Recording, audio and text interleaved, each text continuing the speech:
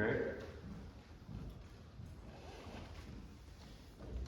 Yeah, that's about it. All right, so our first candidate to come up is going to be for mayor, and that is Eddie Fleetwood.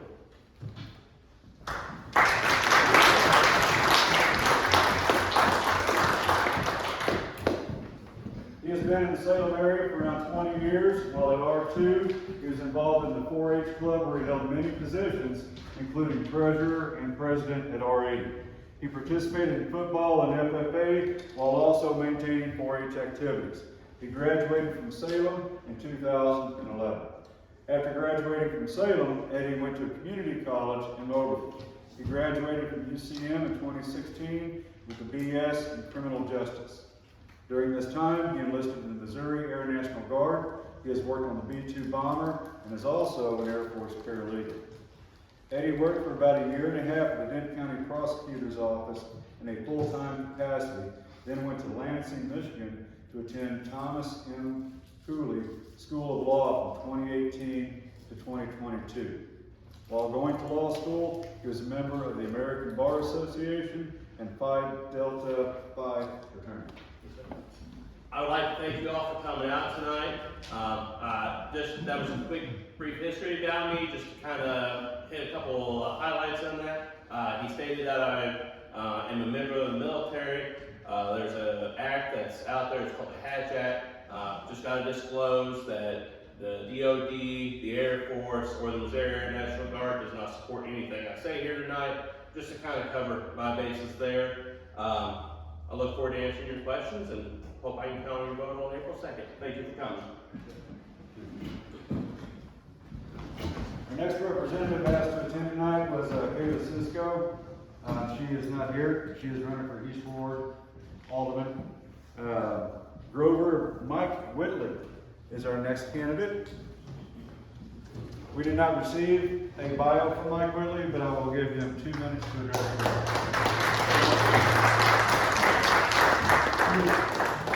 Okay. I've got something here you can read. Okay, absolutely. Is it big, right? Big words. Oh boy.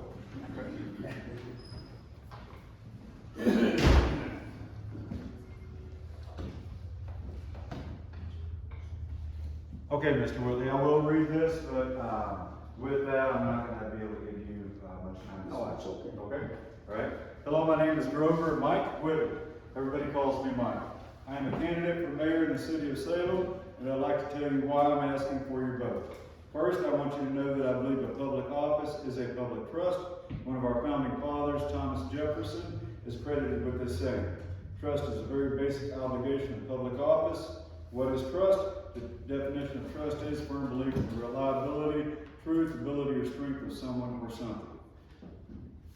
From 2001 to 2004, I served 2 terms as the West Ward Alderman. I am familiar with the challenges concerning our utilities. He excels at managing products and managing money, and fully intends to be a good steward of the city's resources. He retired from the United States Navy in July 1973, served his country for 21 years. Some of that service included tours in hostile territory, and he is able to operate under pressure.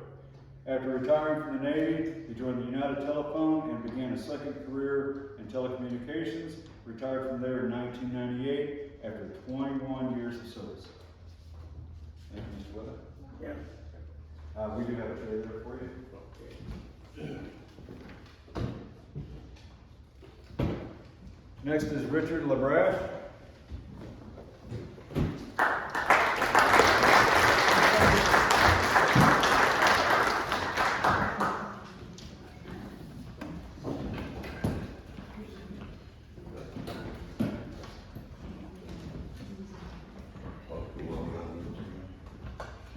Did I miss a chair? I have no chairs.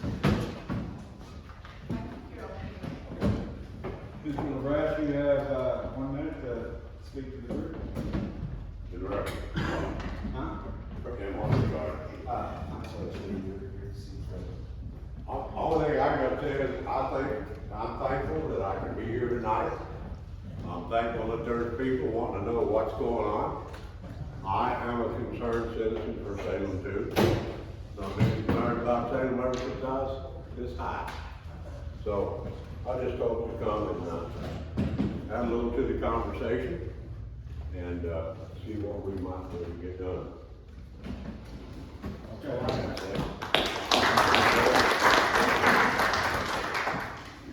Next one invited was Greg Parker. He did not attend nor provide a biography. Next in line will be Catherine Dent.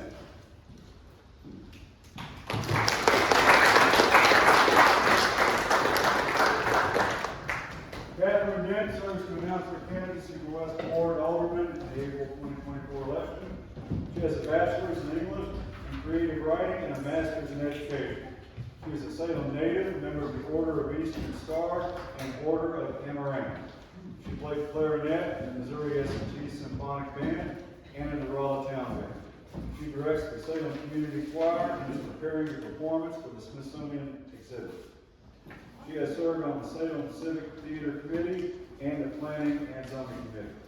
Catherine is president of the Cosmopolitan Club that does the variety show and Miss Salem pageant, with proceeds going back into the community. She has been credited with being instrumental in organizing the fireworks display for last year's 4th of July celebration. Thank you for taking time out of your busy schedules to be here tonight. I hope that all of us can enlighten you more and answer questions that you might have regarding the city of Salem. Thank you again for coming. Thank you.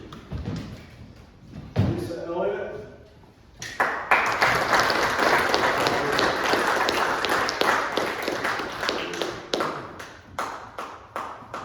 Lisa.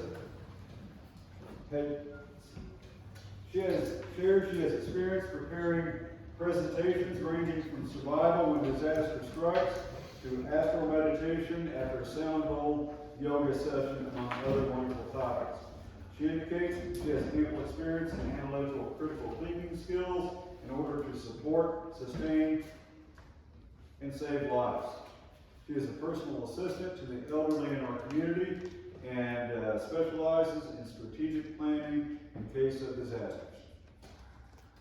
I appreciate you all coming out here. I can't tell you how excited I am to see all your faces and meet you. And some special ones here that I've known for a long time.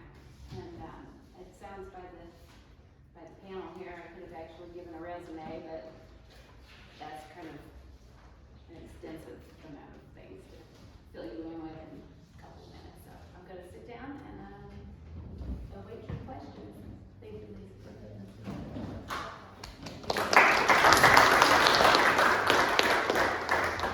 All right, so I'm sure a few of you have questions that are ready. What we're going to ask you to do, when you stand up with your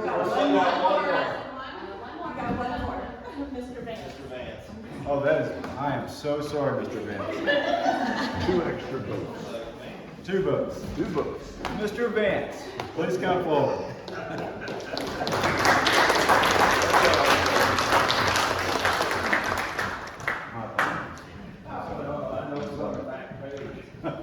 Okay, James Vance serves to announce his candidacy for East Ward Alderman in the April 2024 city election. He and his wife moved to Salem, Missouri to pastor Revival Tabernacle in 2021. They lived here for a short time, but have made lots of new friends and met some good people. Mr. Vance, would you like to address the group?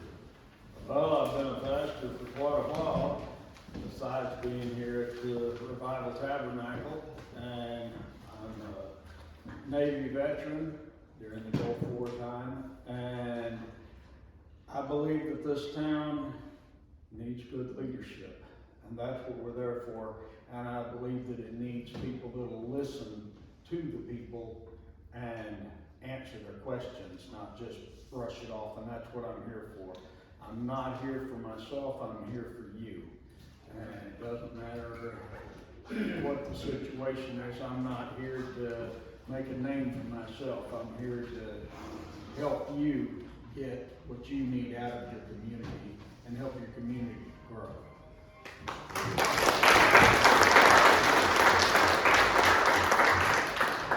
Okay, I have everybody now, right? You do. That was a very. Okay, so I'm sure you have questions. What we're going to ask you to do is if you want to stand, get my attention. We'll make sure that we are focused on you. If you have a question for a particular candidate, when you stand up to do that, please note the candidate that you would like to answer the question.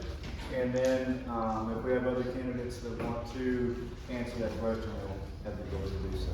So now, Salem, I turn the floor over to you.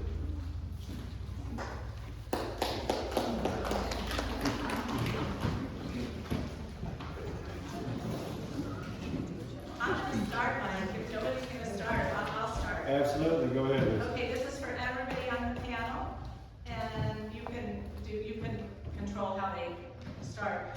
I'd like to know how you would, if you were elected, how would you improve communication between the city and the board and the general community? Just some ideas, but what would you do? Anybody ready to go first? I'll go first.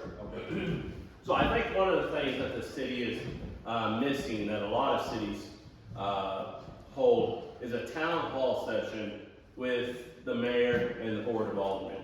That's an opportunity for the citizens to gather in a designated location to ask questions of the mayor and the board of aldermen to see what's going on. It also affords the opportunity for the mayor and the board of aldermen to present information to the citizens of what's going on in the community. Another way that I think would be a beneficial means of relaying communication is Facebook. A lot of people now are on Facebook.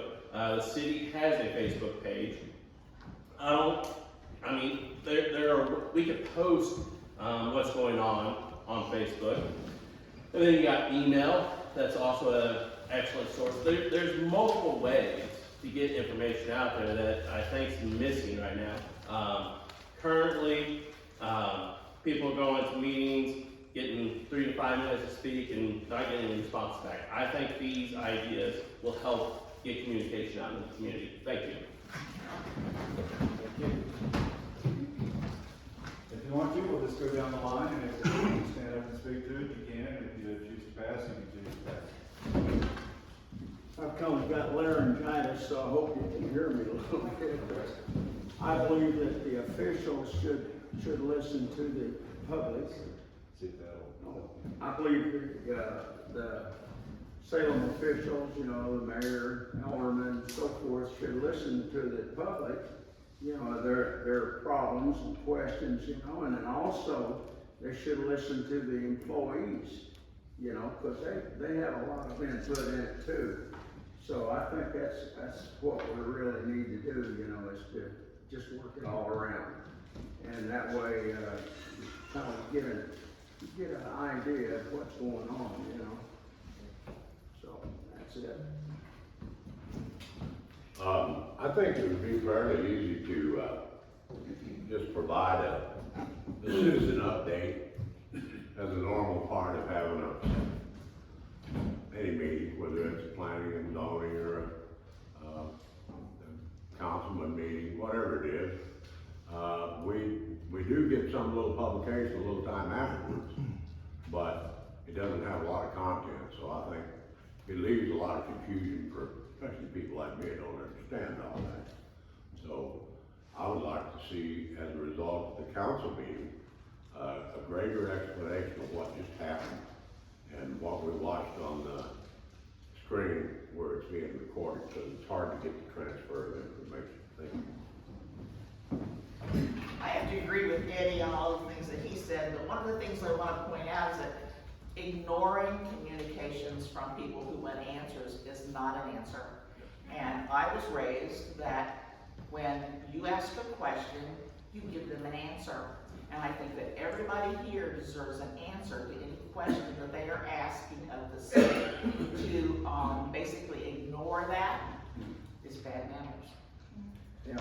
Agreed. Yes, I agree with the rest of everyone here too as well, and accessibility to be able to go into our city hall office.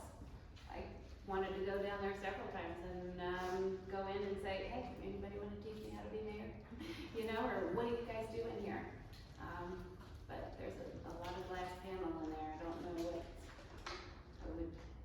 I'm interested in finding out what we could do as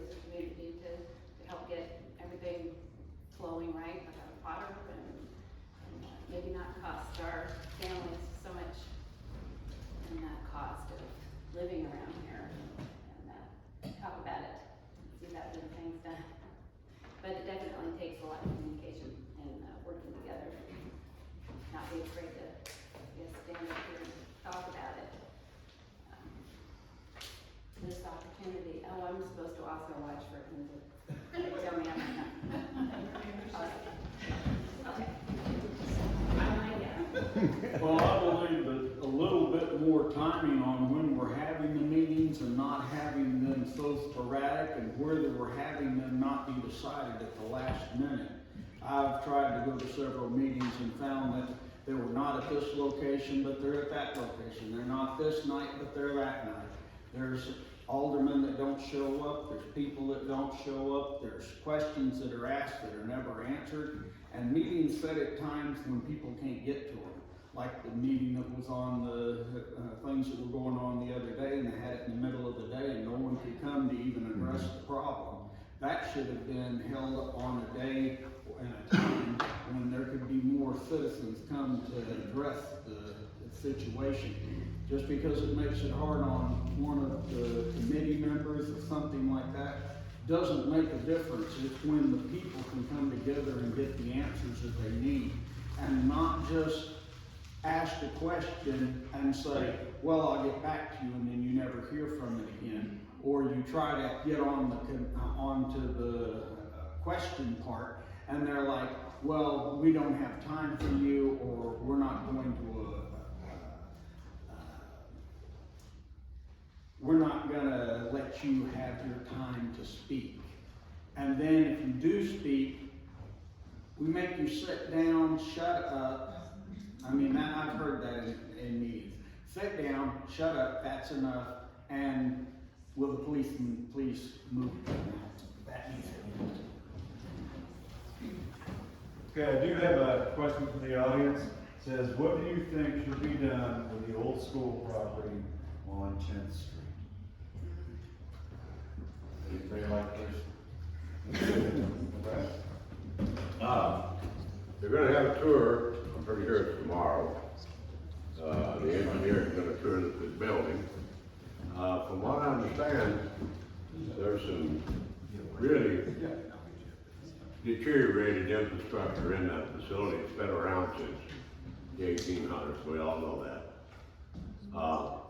So I don't know what they should do with it, but I don't believe that after people see what they're gonna show, I don't think people are gonna wanna have kids in there.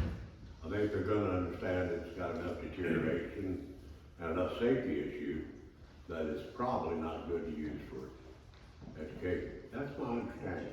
If I'm wrong, I'm wrong. That's where I understood we're at.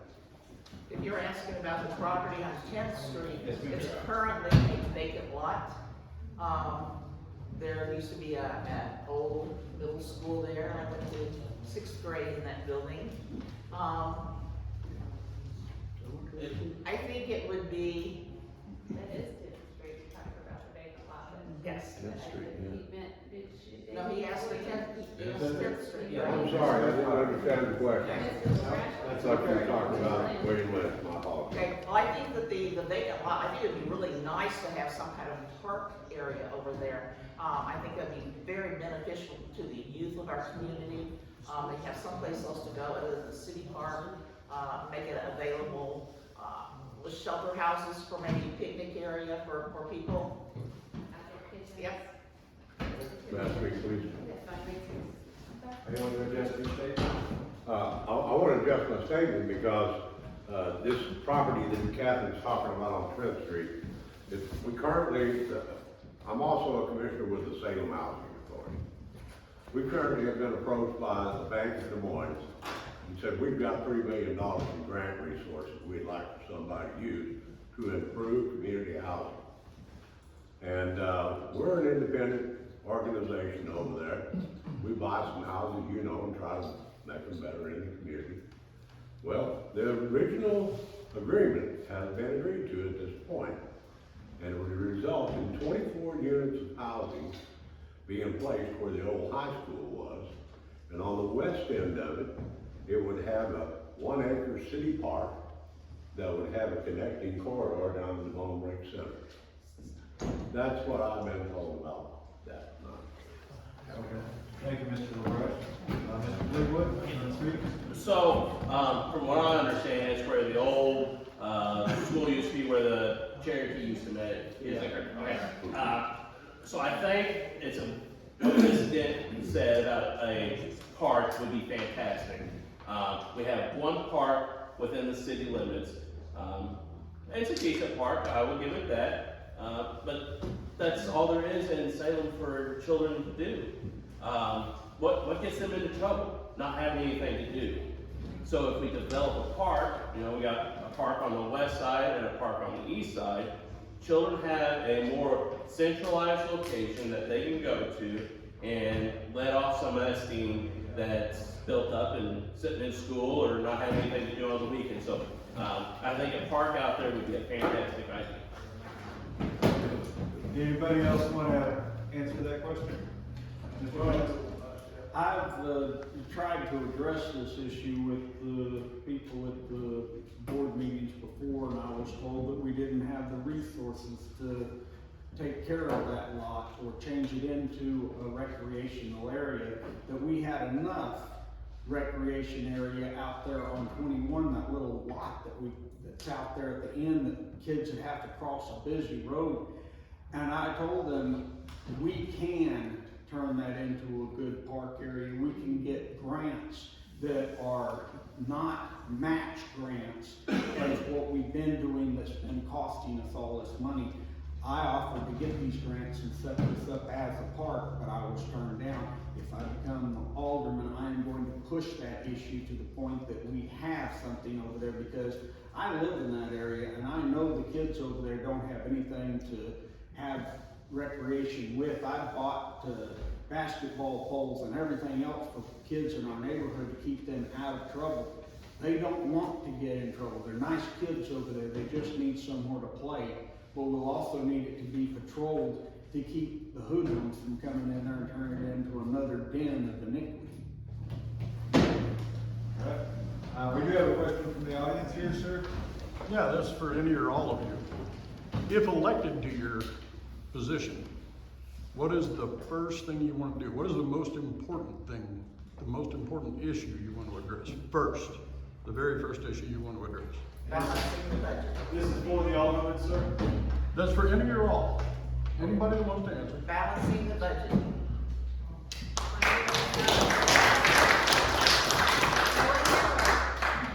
Bringing sunlight to the budget so we know where the money's being spent. Because we don't have that. We have a slush fund that we drag out of that we call the electric fund, but it's a slush fund, and then they raise our electric bills, and that needs to stop. We need to make accountable.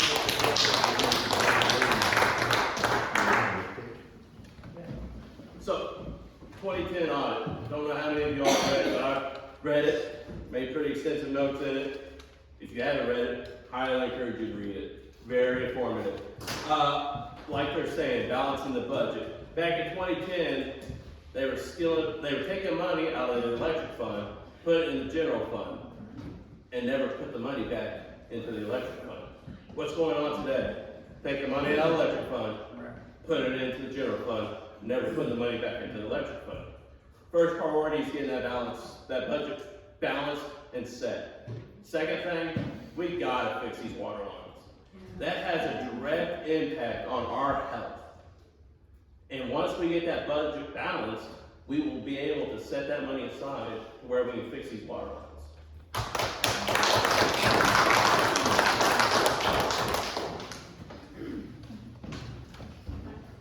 We have another question over here. This is for whoever wants to answer it. No, I got a big mouth. Don't I, Catherine? Deputy Elbow. Yeah. Why do we have a part-time mayor and a full-time city administrator who makes a heck of a lot of money? What I do don't you? know, but I wanna ask that question. Wait. Okay. You guys wanna go along with that scenario, or would you guys like to change that up? I'd like to get that first if I could. The reason we have an administrator that is over everything is because the mayor that we had at that time when we decided to do this wasn't able to take care of the problems that they were supposed to be taking care of, and they wouldn't make their time available for it. So they had to put someone in charge to do the job that the mayor was doing. Most towns of our size only have a mayor or an administrator. We don't have both. We don't need both. We need to put the mayor in as full-time. We need to get rid of all the upper crust that we got going on. We are too top-heavy on people that are above us. We have too many supervisors and not enough people actually doing things. We spend more money on administrators than we do if we would just hire a few people to help out and get the mayor to where he could do his job and put a full-time mayor in that we could actually pay less.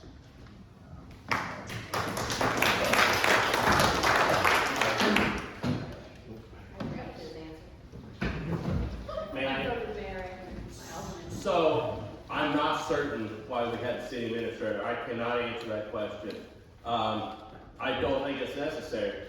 Her salary is about $87,000 this year. That's just salary alone, plus she's got a benefits package.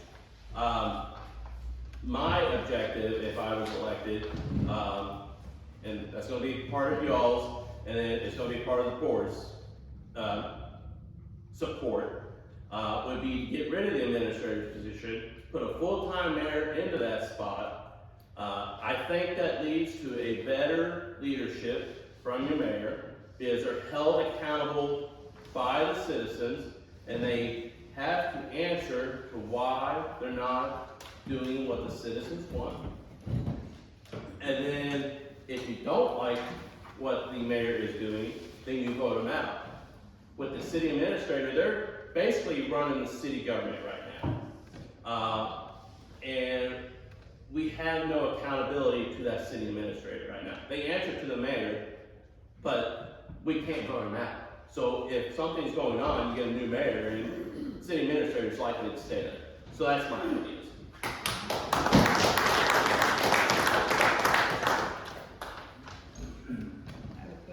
Well, we had a part B to that question.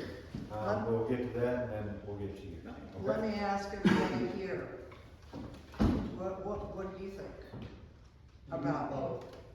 Huh? Bottom line, you gotta have them both. Why? Because the mayor and the aldermen are supposed to be established to oversee from the outside. Okay? Well, mayor and alderman, that's No, fine.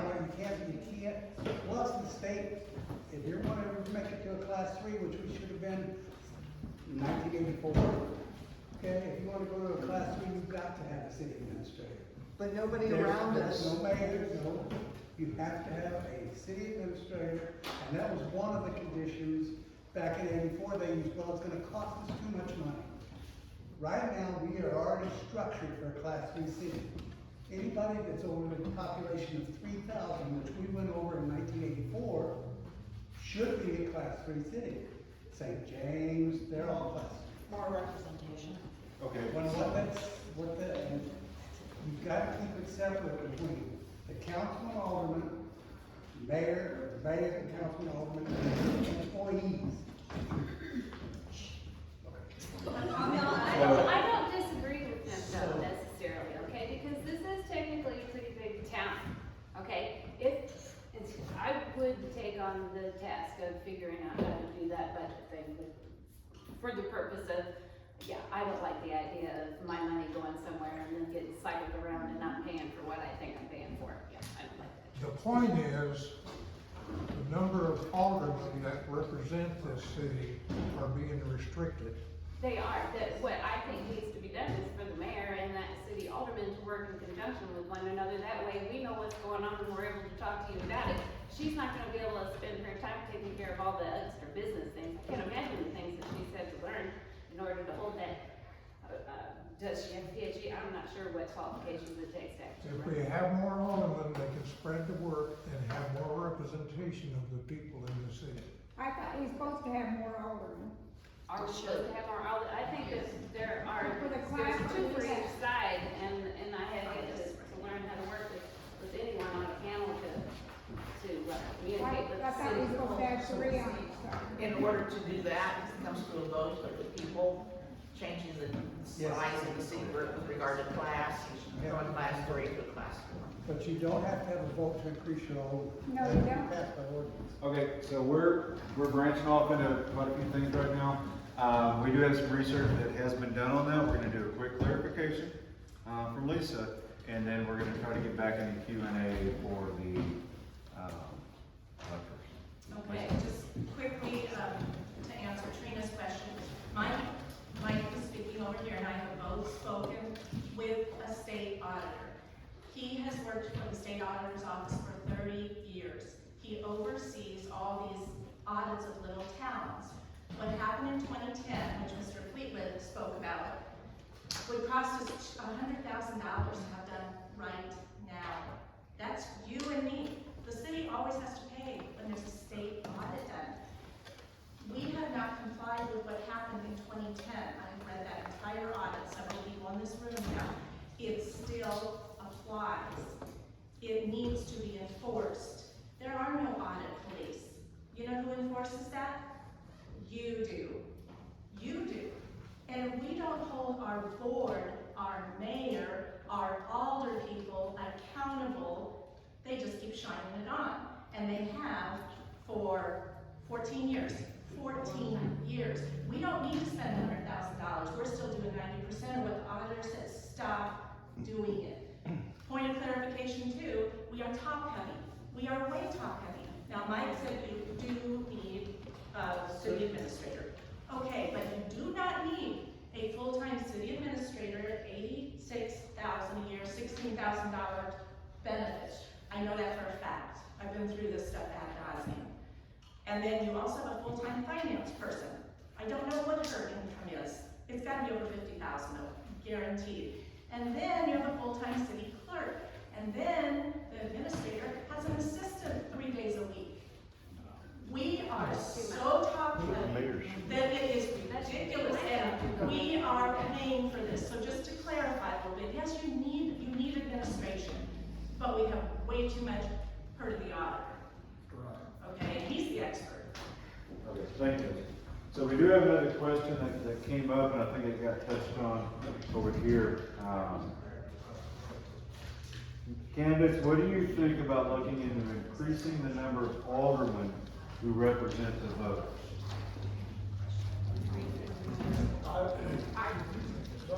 I agree. I believe that there need to be more aldermen. In going out and campaigning, it's awfully big territory and a lot of concerns. And I think that one other person in the West Ward would be beneficial to helping you with your needs and helping you understand what's going on more with the city and hopefully answering your questions. Okay. You're also running for alderman, so what's your opinion of that? I would be in opposition of it for one reason. It would require that 2 more aldermen be hired, which would add an additional $10,000 in cost into the city budget. G&A budget is $15,000 over on the last report, but to add more to the G&A overload is not a good thing. I don't think we'll get the desired result that we want from it. So, based on what I know about it, I would not vote for it. Okay. So let me make sure I run through all the candidates for alderman. If we had more aldermen, we would have more accountability for the things that are going on in the city. The 4 aldermen cannot go around and say, okay, I told you that you needed to paint this walkway. Why isn't it being done? Oh, we did that yesterday. We have pictures that have come in from things that they said that were done that weren't done. But if it hadn't been for other people going out and looking at it, we'd have never known it, because the aldermen didn't have time to go behind these people. They just had to take their word for it. The scale of this town is spread out, and it's messed up. Right now, we're gonna have to get a hold on things, but eventually, yes, we will need more aldermen to help corral this and take care of it, but we're gonna have to figure out where, who, and how many after we get done setting things straight that are being messed up. Because right now, this hand doesn't know what this hand's doing, and nobody wants to make sure that this hand is doing what it's supposed to be doing, because this hand's got too much on its hands. And we're gonna have to get this, we're gonna have to break this down full. It's gonna be hard, I'm gonna tell you right now. Whatever we do, it's gonna be hard, and it may ruffle a few feathers. But it's gonna have to be done, and when it gets done, then things will get easier. It's sort of like unstopping a toilet. Sometimes you gotta get down there and get your hands dirty. You don't want to, but you need to. But when it's all said and done, it's a whole lot better situation. Thank you, Mr. Davis. You have something you want to add? Yeah, I'd love to speak on this. I'll be working with the alderman, so I think this has applicability to me. I'm in favor of more aldermen. We have a current divide of 19, and it's west side of 19 and east side of 19. I think the next divide would be 32 highway. You have the north side and the south side. Creates 4 districts. You get better representation that way. You got 2 people from this district, you got 2 people from this district, you got 2 people from this district, you got 2 people from this district. Right now, you could have 2 people from the north side of the west district and no idea what's going on in the south side of the district. If you make that other district, you got 2 aldermen coming from that district who are familiar with the problems in that area. I think, in my humble opinion, $10,000 more for representation for you all is well worth the money. Just my thoughts. Thank you.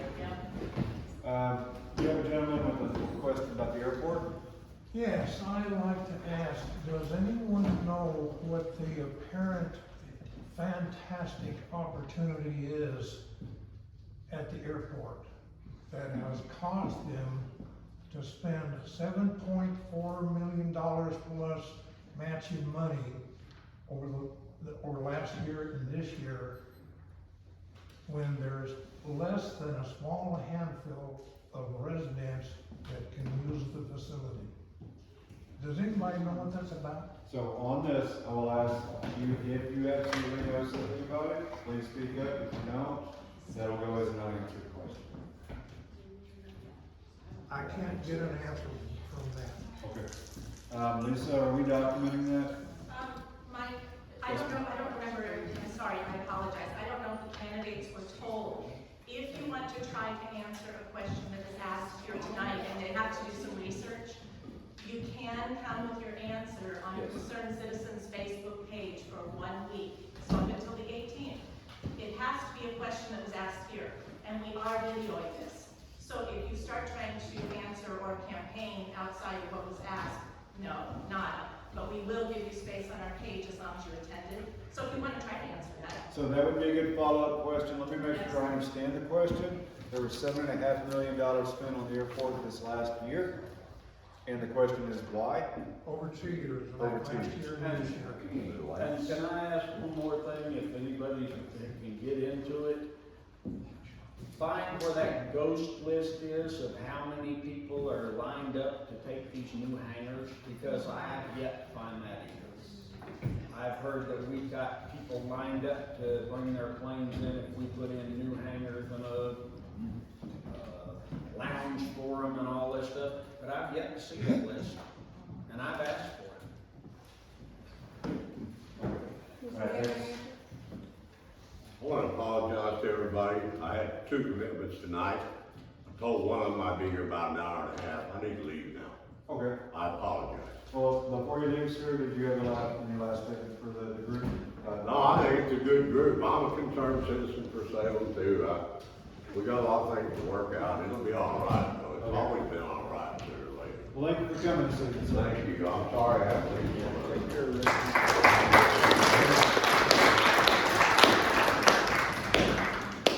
Okay, so we have something that was alluded to by one of the panel members earlier, and it was a question that came in prior to this evening. High electric rates, which appear to have become a slush fund for the city to cover any over expenditures, the general fund, special purposes, etc. Do any of you have any knowledge of this? Okay, verifiable, and what is your opinion of a quote-unquote slush fund existing within the city?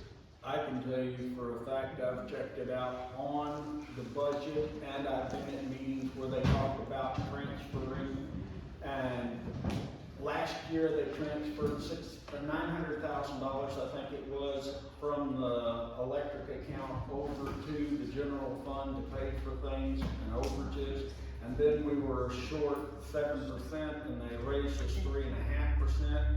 This year, they've already scheduled $600,000, and they're talking we're going to be under again, and I've heard we're going to be scheduling another raise.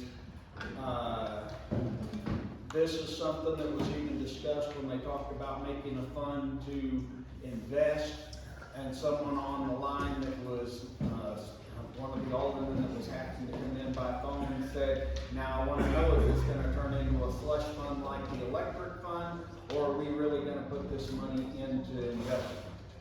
I don't know where we have money to invest if we're having to rob Peter to pay Paul. We've got $500,000 in our recreation fund, and we can't fix our skate park. And our alderman over here was asking about that. He tried to get them to fix the skate park because it's busted up and they can't skate there. And he also brought up that they had busted up the tennis court that was gonna get us in trouble. And they told him that was something we don't have fund for, but we got $500,000 sitting there, I think we could use it. And I really wish they would have let you use it, sir. Anybody else want to? I'd love to address this issue. Been doing a lot of research on it. So I emailed the president of the utility committee about this issue. Salem's being charged about 6 cents per kilowatt hour from the utility department that we're receiving our electric fund, or our electric from. The city then turns around and charges us, the citizens, about 14 cents per kilowatt hour for that same electricity. So you're getting charged almost double for the electricity you're using than what the city's getting it for, okay? We have one organization here in Salem that I know of and have had conversations with that does not pay utility bills at all. They use a building on city property that pays no utility bill. Couldn't imagine what that feels like. So we're being straddled with the expensive bills, our utility bills, to make sure we can cover all these extra costs that are hanging out here. We have got to get this utility rate being charged to the citizens closer to that 6 cents. Now I understand we have to charge a little bit more than 6 cents per kilowatt hour. We gotta have money for reserves. You know, electric pole goes down, we gotta have money to replace that electric pole. But I don't think double the rate is where we need to be setting that. Thank you. We have a question over here, ma'am. Is that the armory? It is the armory, yes. Yeah, that's what I heard. Anybody else want to address that issue? All right, we do have another question that came in.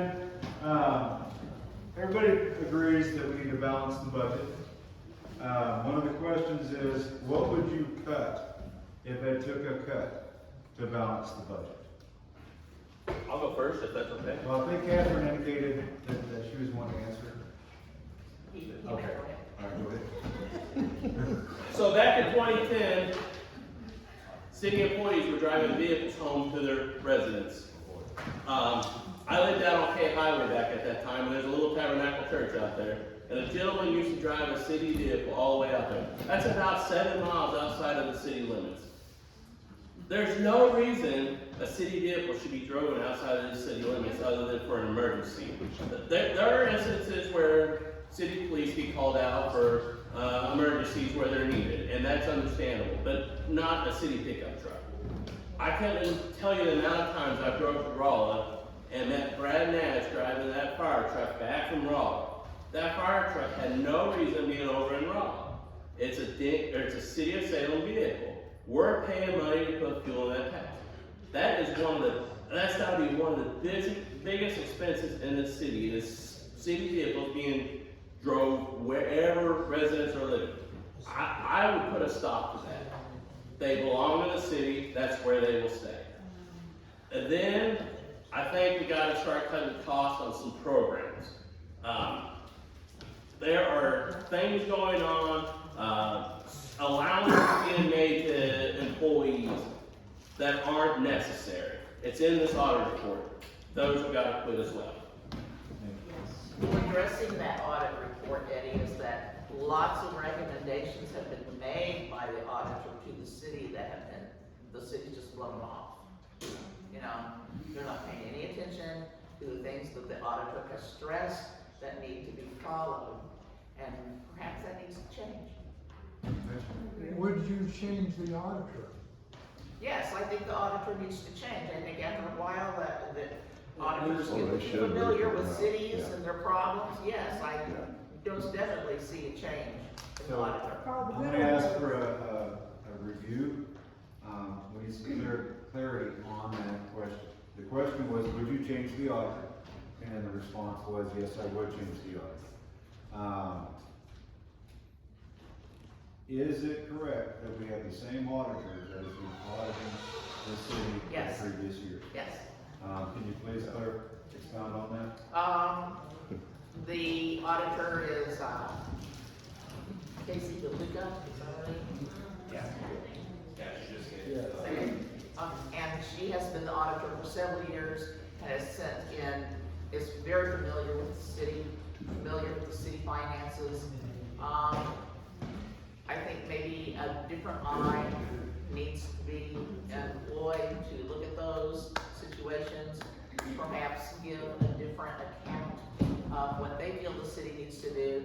I am assuming that Ms. DeLuca, says every year the same stuff that needs to be followed and is not being followed. And if maybe somebody different came in, that might change. All right, I appreciate that. I see Eddie was absolutely nodding down yes on this. Mr. Vance? On the cutting the things that are unnecessary, that are causing us to lose so much money and spend so much money. If you notice, we spend 43% of our budget on the police force. I asked why we were getting new police cars, and the answer I get is like, it's rehearsed. We might have a flat tire, we might blow a fuse, we might have this, we might have that. I've got a truck that's 2005. Yeah, I might blow a tire on it and I might blow a fuse, but that thing's still running good and it's got 200 and some thousand miles on it, and I pulled stumps with that thing and I haven't tore it up as much as they do these city cars and city trucks. We need accountability on what they're tearing up, and we need to cut this overtime out that our police are getting, and we need to cut the budget of our police department. We're not getting for what we're paying, we're not getting what we need. We have a lot of officers that are working a lot of overtime that is not needed. And when I asked about that to the chief of police, he said they are discussing cases and they need to have time to discuss the cases. I was there when they were discussing cases. It was, where are we going hunting this weekend? Sitting in the parking lot with my window down, listening to them talk about where they're going hunting on overtime. Now, we need to bring all of the different divisions into accountability for the time they're spending and the money they're spending. Quit rubber stamping. Yes, you need a car, Chief Chase. Here you go. You go buy it. One. If you don't know this, one person making a bid. We can't get but one person. How big is the state? We need to find people that will do things for a better price, not just go with what we've got. We need to, if we're going to spend this money, spend it wisely. Not buy things that are tore up, not buy things that we don't need. A suction machine that won't even do what it was said to be done and it's not used, that's wasteful spending and it needs to end.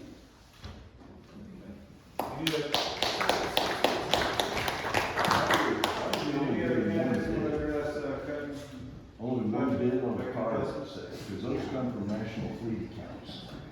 They can go to any Dodge dealership in the country and they're gonna get the same price. The bid that I was told, they have to go to the people that are approved to make bids. Just any deal. Then, once they go to those and they can't get bids, they're allowed to put it out on all different channels to get bids. And if they don't get bids, whatever bid they get, they take. That ain't right. And, we need, I mean, if we're gonna do this, what's wrong with picking up the phone and saying, hey, Dodge such and such, can you beat Ford such and such's price? It's a national I had to fleet do account. that I when I mean, that's how they're worked, when I operating. worked for the prison system, I was over 26 prisons. Mhm. And I had to run a budget. And my budget better be to the penny, and it better have the right documentation to say that I checked and got people that were licensed correctly, and they were bidded out. It wasn't just, well, Joe said he'd give it to me for this price, I'm not even gonna ask Sam. They all knew I was calling them, they all knew they had to go against each other, and they worked, and I got good prices. Thank you, Mr. Young. Are there any other questions from the I audience? would like to say Yes, something. ma'am. As the wife of a retired police officer, that police force is very, very important to this community.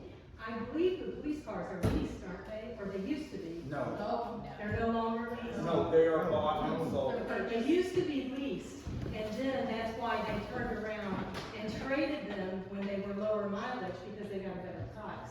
So it may have changed, but most of these police officers are underpaid. I'm sorry, yes, sir, We yes. are paying equal and better to Rolla, which is a larger town than us. Well, it may If, I have know changed. it's not fair, I don't think a lot of people get paid what they should get paid, but we have to pay them what we can Well, this- afford. Our community being secure is very, very important. And I hate to see big cuts come to the police department because the community will pay it. That Some of happens. us may question how secure it actually is. Well, then that's something that should be discussed. That's something that should be discussed. Ma'am, But I'd like to say, I'm not talking about cutting out our police force. I'm not talking about making our police force ineffective or unable to do its job. I'm not talking about taking away, I'm talking about holding it more responsible And for I what would it's agree with spending. that. I And would what agree it's with that. spending is way too much.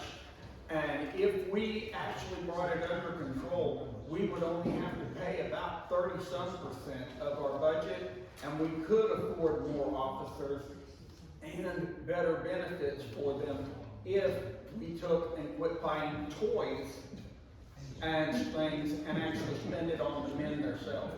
I mean, I'm sorry, I can't see spending stuff that we've already got and that we don't need, and leaving our officers without. I believe in protecting our officers, I believe in training our officers, I believe in paying our officers. I don't want a weakened police force. I want one that's more financially responsible. And I would agree with that. I would agree with that. But cutting the department is not a good idea.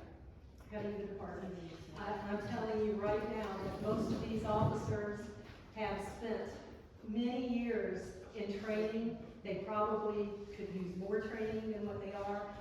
They, as a whole, come under attack constantly. And it's not an easy job by any means. Yeah, just watch the 6 o'clock news, as Randy said. Some of us question that because there's a few of us in this room that know where the drug houses are. That's right. Why? Yes. Why is that allowed? Are you willing to go to court and testify on that? One of them. I'm sorry. Are you willing to go to court and testify on that? Yes. Yes, you would. I am, I showed them where 2 of them were, and they told me they couldn't do anything about it. And I told them I would go to court, and I would show them, I would go in and make a buy for them, and then I would go to court. I'm not afraid of them. I've run drug houses out of my neighborhoods before. I had a crack house on the corner from a place I live, and I sat right in front of that house, and I wrote down the license plate numbers, and I brought them to the police department, and I showed them, and I shut that place down. I'm not afraid. I've showed them where these things are, but they will not do anything about it.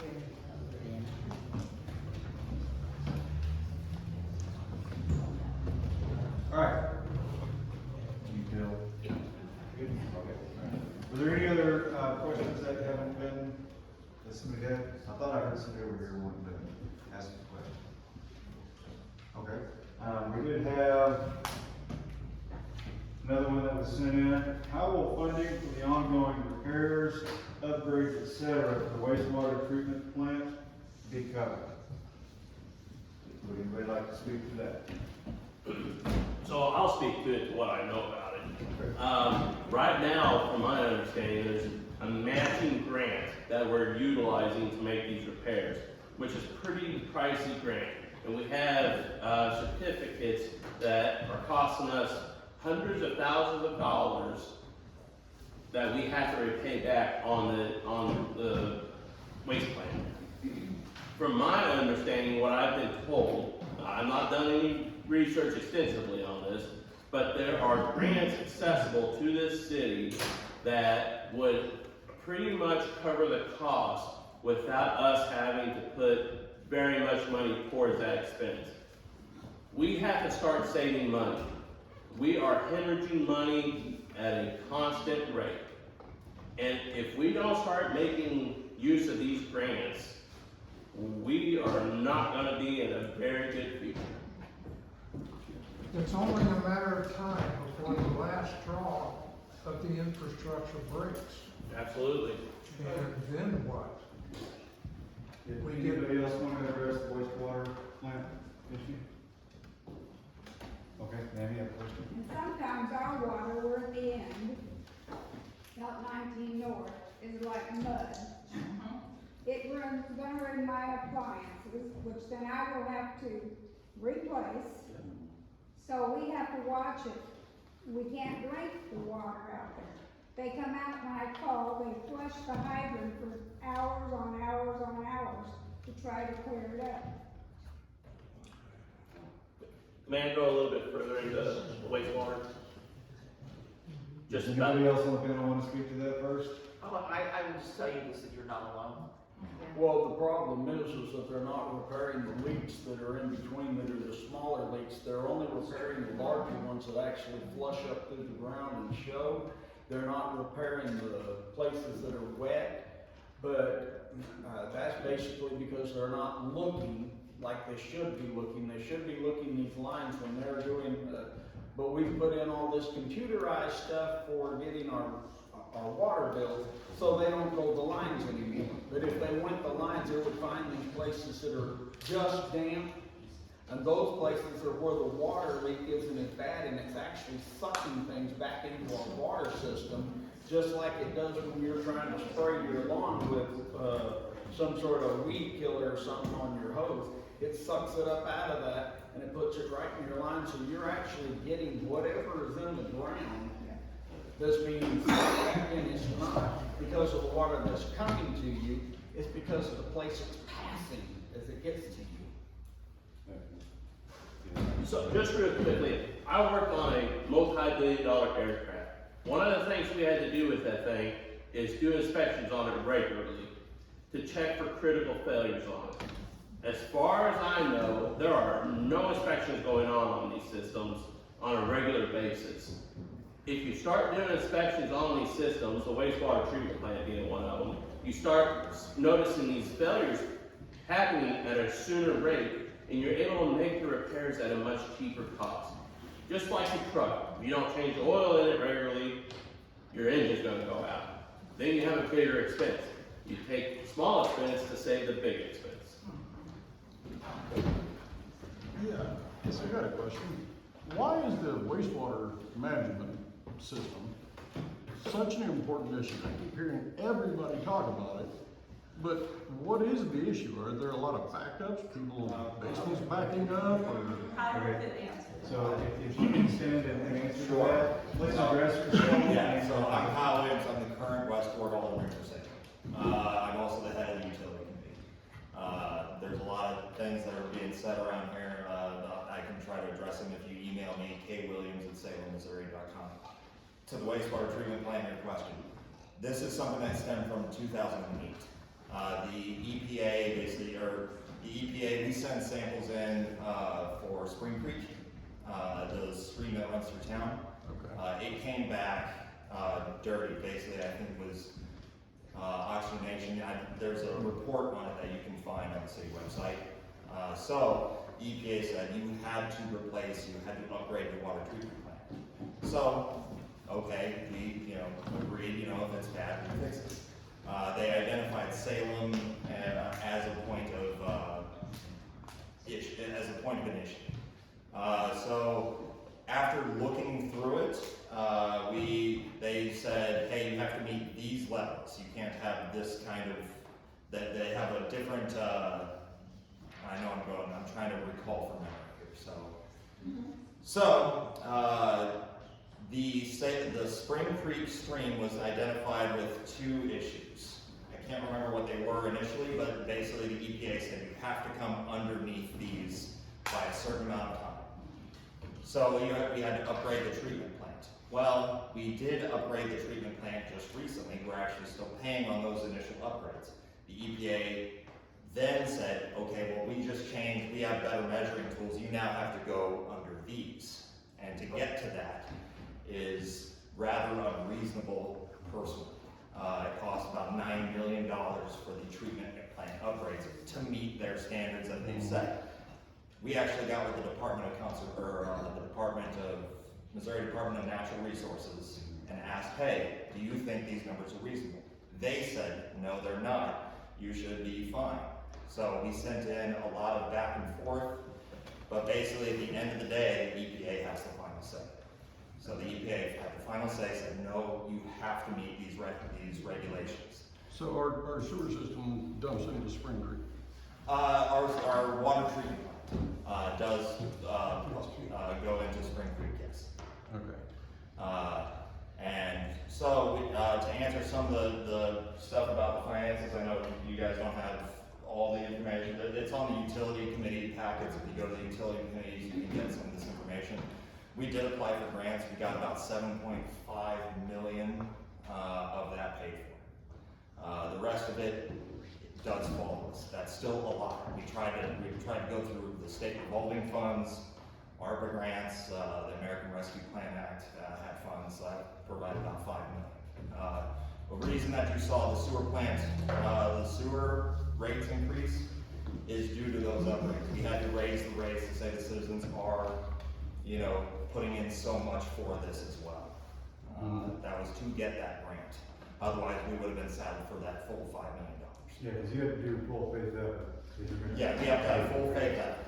It's on a ranking system for that grant. So there's a lot of information. The utility committee, or if you email me, I can give you more information. I'm trying to spitball off the top of my head. I don't have all of the information, so. And isn't it correct that if we don't comply with EPA, ridiculous or not, that we start to get hefty fines? Yeah. It can be monthly. It can be, basically every day Yes. that we are out of compliance. So we have to. Yeah, because that was one question I asked. I was like, well, how much are the fines? If it costs less than the treatment plant upgrades, that's a terrible way of thinking about it, but I was like, what's more reasonable? Right. No, it became more reasonable to go for these grants and actually do it, so. In the industry that I'm in, we're seeing the same thing because we also have water treatment plants. We've met the EPA requirement, it's very expensive, and they come back and say, you gotta do better, we've changed. Yeah, So we fought also for that. do the same stuff. And Salem fought for that variance, it's called, we fought for a variance in the regulations, so we would be like below a certain amount, and not like ridiculously, below. But EPA denied our variance. And we have to remember that a lot of this was inherited. Yeah. A lot of this was from not doing the maintenance to start with. It got us under their watchful eye. And now that we've got all these people that are doing we gotta save the planet deal, they're going extreme on people, and like you said, they're going stupid on this stuff for how far you gotta go. I had to deal with a lot of that with the prison. We had to even put fish in our drain area and make sure the fish stayed alive. And I'm like, why are we putting, well, that's just something EPA come up with. And It looks pretty. but when they say it, you do it or else. So Thank As a you, Kyle. standing Those alderman. are some answers that we have not known how to questions we have not known how to ask. And you're welcome to email me with any other questions That's that you why have. I asked And this information is out there on the utility committee and on the website, the reasonings why we've done it, what grants we're going for, and why those grants and how we had to achieve those grants. That's why Those came, the recommendation to raise rates and things like that also come from a citizen committee, utility committee. And that's why the transparency is so important. So, As a standing alderman, I'm gonna allow you a 30-second rebuttal to the issue of negligence on the wastewater treatment. Historical negligence. oh, the historical negligence? As far as I know, our wastewater treatment plant has been we do have annual inspections of that, and for our water testing, we run about 24 tests, in random areas of the city, every month. So and that's all published online. Okay, On I'm the gonna ask website. if that's public knowledge. Okay. Yeah, so all of that is public knowledge, all those tests are public knowledge. As far as we've seen, we haven't had any sort of water issues, since about 2016 that are reportable issues. 182 times the amount the EPA allows on aluminum. Is that through as far as where? The test last year, it was Are we discussing the wastewater or? No, this is getting into water. I was just saying that we have tests for both, that we have annual audits of our systems as well as tests for. So, we have a candidate that wants to address this as well, so we're gonna give her an I opportunity. will tell you that the issue with the wastewater treatment plant is not new. John Hanbacker and I were the new appointees to the utility committee in 2008, and that was done, the committee meetings at that time were done a lot differently than they are now.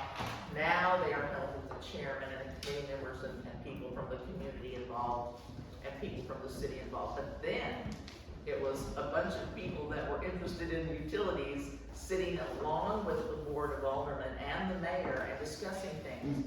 And in 2008, John Hanbacker, which we both feel like we're pretty forward-thinking people, were appalled by the fact that we heard that, well, this is something down the road, we can handle it then.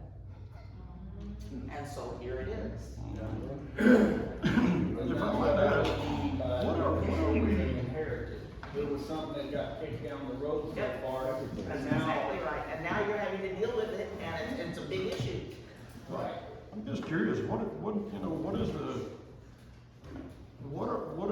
what's making our numbers so high? What are the balloons? I would have to look at the report, for that. I can't remember off the top of my head, and I don't wanna give you the wrong information. Well, you know, because I'm just thinking, if we were like. I believe part of it, if I'm correct, was organics, was one of the things that they tested in Spring Creek, which would be like fertilizer runoff and, cattle, things like that in the water system itself. But we were identified as having a high organic, that's one that I can remember. So, there's a full report out there that, I can try to send you. My email's on the city website, and I welcome all questions. But I have to go back and read some. How you doing?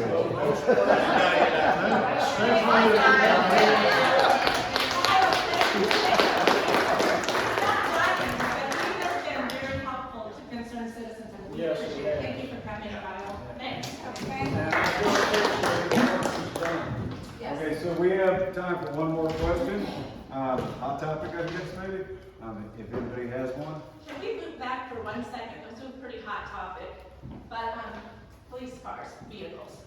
Okay, it was no joke when Pastor Vance, James Vance said, we have heard, I was sitting in the meeting, well, we need new vehicles every 50,000 plus miles or, every so many years because of wear and tear on it, et cetera, et cetera. But they literally said, we might have a flat tire if we don't get a new, this was an older person. And I said, I could get a flat tire on a brand new vehicle. That's the most ridiculous thing I've ever heard. We were literally told something might bleed out. Something might bleed out if we don't get it. And I was like, well, this makes no sense. All of this being said, the gentleman up here in the nice tropical looking, when they buy vehicles Uh-huh. for the police, it is through the fleet, whatever. It's a government program. But there's other vehicles where they're not getting bids properly. And I'm not talking police vehicles, that is a fact. That's And felt. we get one bid on a $200,000 14-year-old vehicle that we put hydrovac truck, and we fought that ad nauseum. And the justification, they couldn't verbalize it. So we're talking about things like that. We just bought, the city bought a vehicle with what's the title called? Salvage title. Thank Oh, yeah, you. yeah. And we paid like $40-some-odd thousand for this, and we didn't get much justification, and we had one bid. How That's does, not how you do bids. That is not how you do bids, and it does not Right. follow the policies and the ordinances of this city. And yet they'll put me out of a meeting, your chief of police, and I have body cam footage for it, which I will post. I'm sorry, but who With the mayor replaces pushing the vehicles button. at 50,000 miles? Pardon me. Who replaces vehicles at 50,000 miles? That's what we're trying to find Especially in out. Salem, and I'm not saying Yes. I want our police officers safe, Yes. obviously. So- It's nothing to do with safety. But I've been in municipalities where I've taken care of police vehicles that had nearly 200,000 miles on them. They had probably 300,000 miles worth of idling. And that's the worst thing you can do to a car, we all something let debate it idle. this, but Okay. Salem's gotta tighten their belt. So- That's what we're getting. I think to sum up that entire conversation, I'm gonna hope that the candidates, and the community agree that Yeah, because we consider our EMS, our fire department, our police officers, we want them to have the equipment that they need. Okay? What we're looking for is a little bit more accountability on some of the secondary vehicles that are being purchased, and do it in an efficient manner. Okay, would everybody agree to that? Okay? And I'm coming to you as a service member myself. We want to provide them with what they need, but we need to be able to continue to afford it.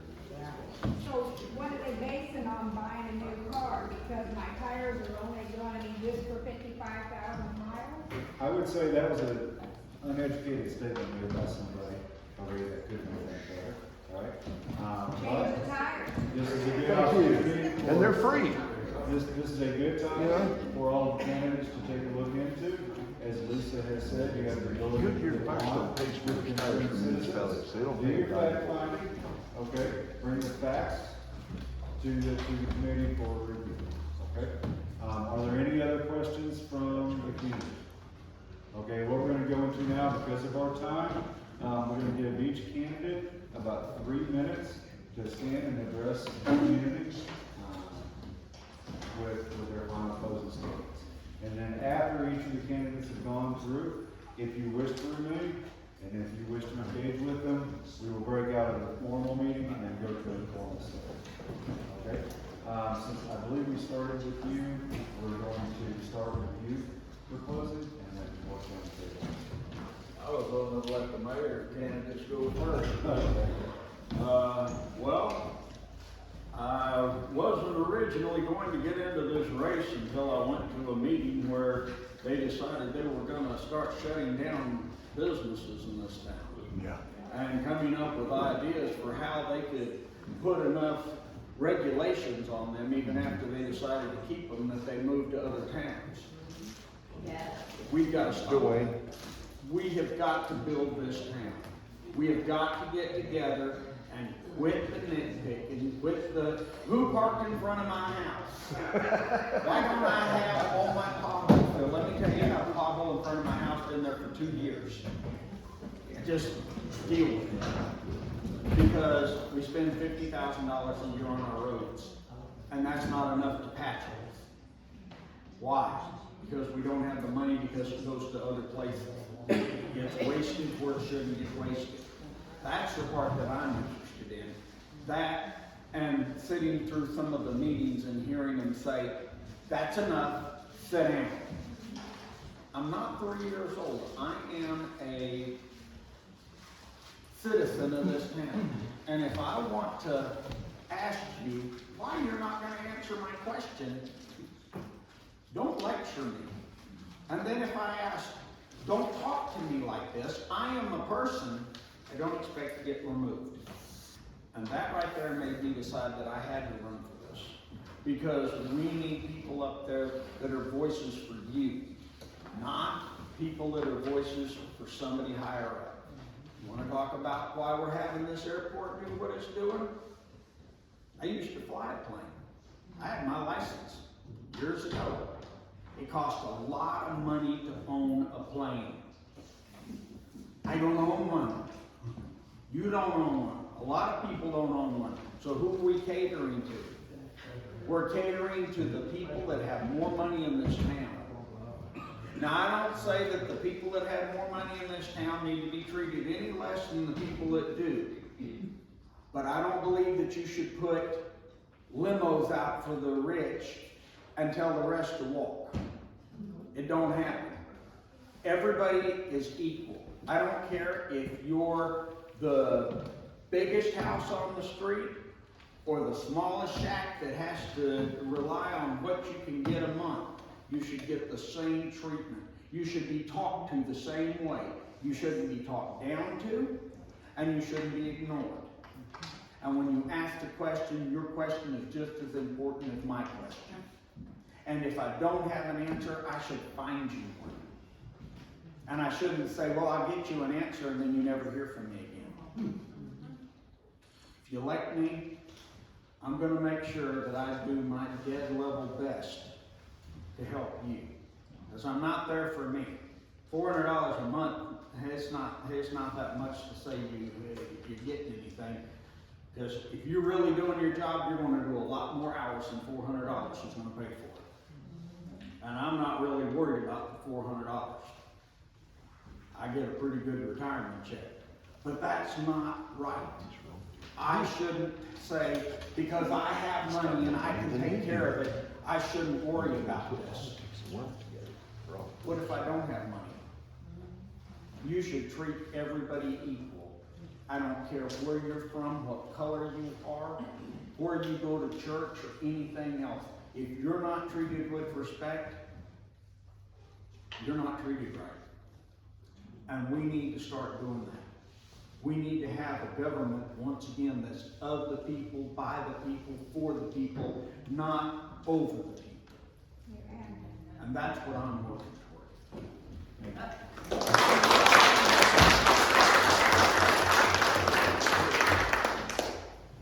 Follow this now. Here, if I was elected mayor, I'm gonna uphold my alderman's decisions and communicate with all of you guys, my ability.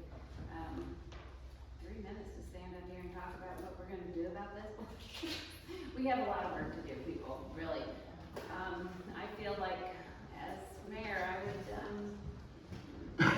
reach out to all of you to find our strengths, and that way we can talk together and find out who's gonna be able to help us do what needs to be done to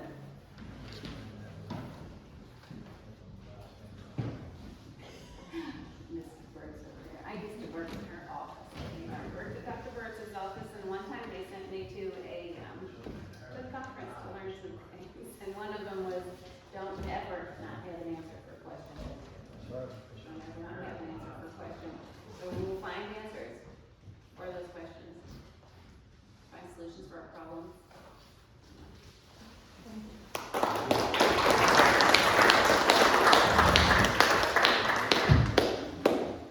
Being an alderman is not a power trip. That's not what it's all about.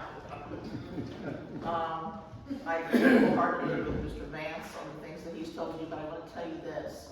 If you elect me as your alderman, I am accountable to you. I am not accountable to the city. Because you are the people casting the vote. Things that you might want me to do, I will try to help you, work for you, do whatever it takes to make you have faith more so in our city than we presently have. I can't elaborate anymore on the things that you've already said, and I think Eddie and I are also on the same page.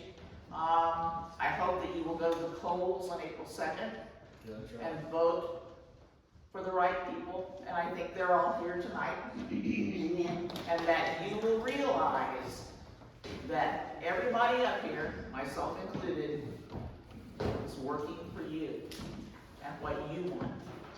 And we will be transparent, and we will tell you what you want to know. There are no secrets here. None. None whatsoever. So go to the polls, take your buddies, take them for a ride in the car and say, hey, we're going to the polls to make you vote for these good people. So, stay tuned, and hopefully we'll get a group of people in running the city that can do the right thing for all of you.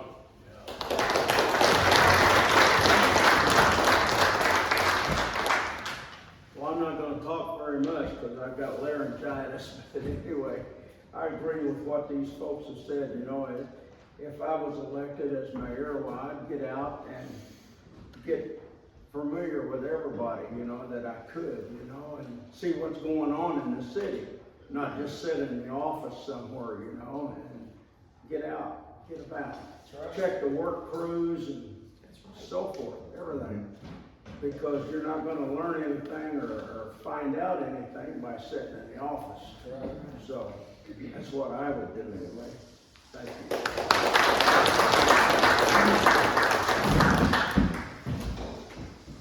I've heard a rumor on the street that there's a particular individual who's concerned about your concerns. I hope tonight I have proven to you that I'm concerned about your concerns. I showed up here, I answered your questions that I could, and I gave what I thought is the best path for this city. One of the biggest parts of being a paralegal in the Air Force is holding people accountable. Our bread and butter is discharges, and what that means is members cannot hold the standard, they get out. By us, we kick them out. I have experience in holding people accountable, and I will ensure that that this town and the spending that's going on is held accountable to what you all want to be held accountable to. The frivolous spending that's going on, when you have a vehicle and the mayor says you have a budget of this, and then you go $5,000 over that budget to purchase that vehicle, is ridiculous. If you can't meet the budget, don't get the vehicle. Right? That's one of the things the Air Force does. We seek out bids to get the best bid and the best product for the cheapest price. And that's what we got to start implementing here. If we don't start saving money, we're not going to have any money. We can't, I make fairly good pay right now, and I'm living paycheck to paycheck. I can't go on like this forever. The population of this town has consistently gone down since about the 2000s. People are leaving this town, and if we don't change things, this town's not going to exist anymore.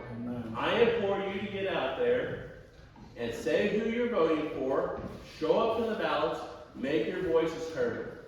You can't be heard at the meetings. You got 3 to 5 minutes, and you may or may not get a response. At the ballots, you get your response. Go to the ballots.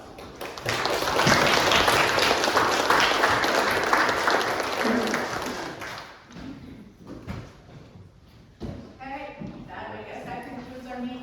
Thank you, everybody. Thank you, candidates. Thank you, Wilson's Family Center, for letting us use the space too. We appreciate it. Thanks. I just have a general comment that I would like to make. At the head table, there are people that are conspicuous by their absence. And most of us in this room understand why. Because they don't want to answer questions.